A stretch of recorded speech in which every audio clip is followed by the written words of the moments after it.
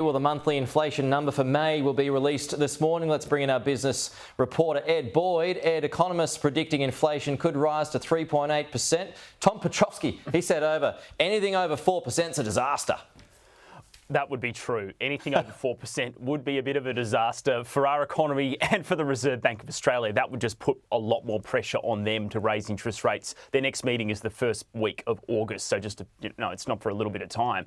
But the RBA also will get its quarterly CPI numbers at the end of July as well. So remember, today's figures are just the monthly inflation indicator.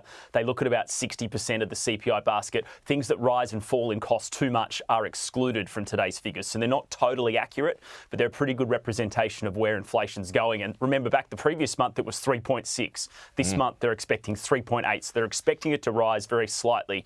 So it is a bit of a challenge here for the Reserve Bank, Pete. OK, now on Friday, the Americans will have their own turn when it comes to an inflation report. Inflation in the US expected to be much lower, 2.6%.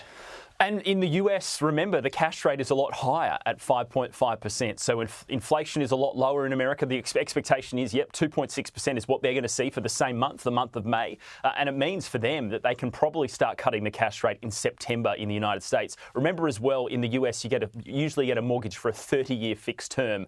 So the cash rate changes don't affect as many people as they do in Australia. So the Reserve Bank does have more of a lever to play, moving the cash rate around and moving virtually everyone's mortgage across the country.